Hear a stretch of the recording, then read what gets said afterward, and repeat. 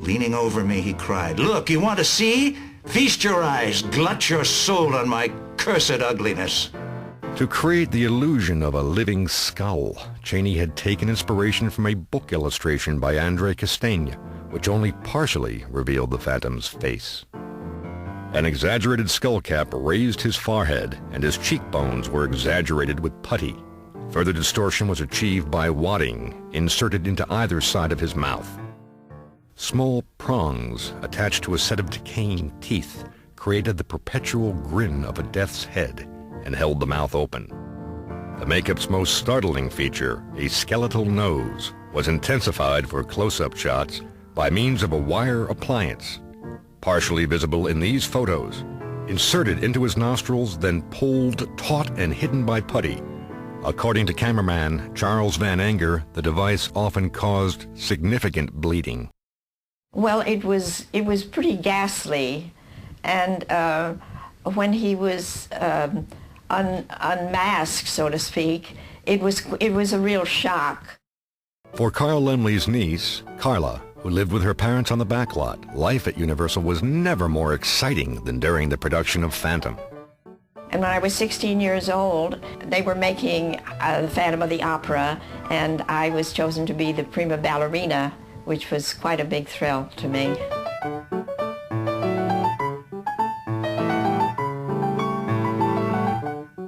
Phantom's director, Rupert Julian, was also thrilled. After 10 routine years as an actor and director with Universal, the former Percival T. Hayes, son of a New Zealand pub owner, had landed in Clover.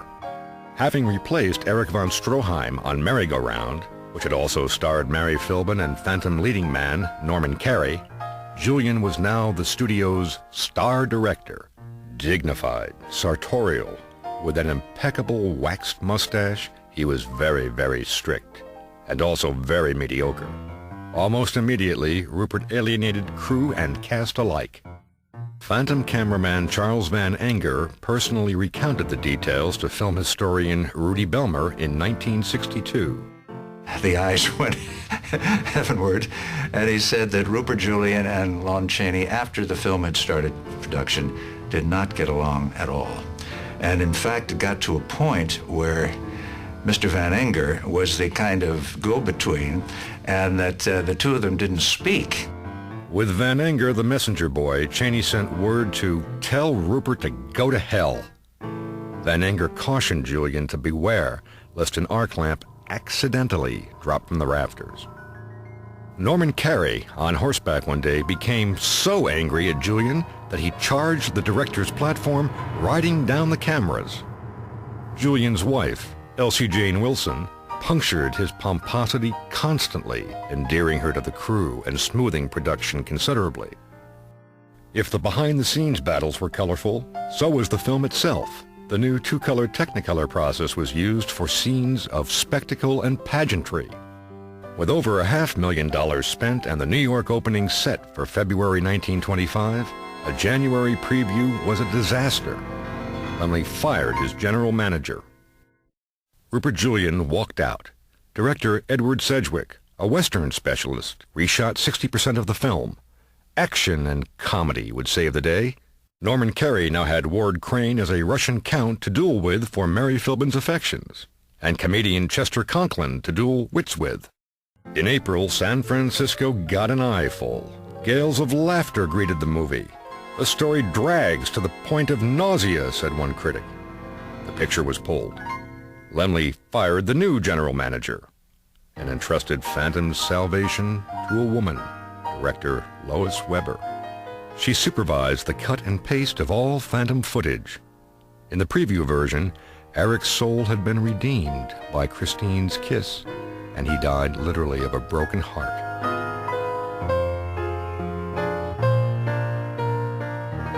Western director Sedgwick had preferred frontier justice. Lois Weber cut to the chase.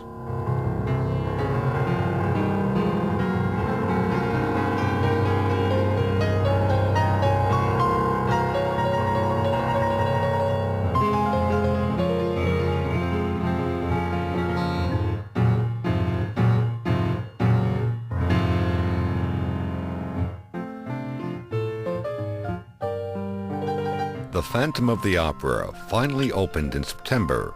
Final cost, $632,000. It was a sensation, grossing more than $2 million. It was one of the last hurrahs of the silent cinema. Then in 1927, everything changed. Movies had found their voice. Universal was so delighted with the reception of The Phantom of the Opera that they naturally, when sound came in, one of the thoughts was, let's do it again with sound. The return of the Phantom was announced. All talking, all singing, all Technicolor, but no Chaney. The man of 1,000 faces resisted becoming the man of 1,000 voices. When Lon Chaney did speak, it would be for Louis B. Mayer, not Carl Laemmle. Universal's talking Phantom required some technical sleight of hand. Universal retrofit the original Phantom in sound. Prohibited by contract from dubbing Chaney's voice, Universal simply wrote his dialogue in the third person, as if delivered by an emissary, and looped it only over shots of his shadow, avoiding mouth synchronization. Don't be afraid. No harm shall come to you, Christine. The master is waiting. Walk to the mirror. Have no fear. 40% of the film was reshot in synchronous sound. Trade papers called the results breath-talking. But the microphone rang down the curtain on the careers of both Mary Philbin and Norman Carey. You know, I wonder what prompted them to give you this chance. Why, my voice, naturally. The new opera inserts were weekly staged by director Ernst Laemmle, filmed by locked-off cameras. She's singing. It brings down the chandelier.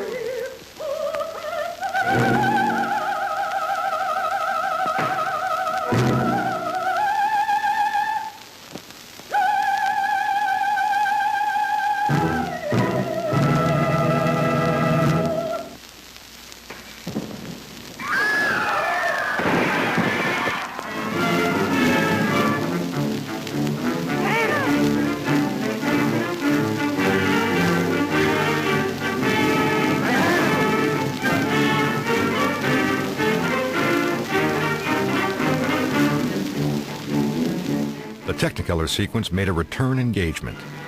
And so did Lon Chaney, even if his lips were contractually sealed.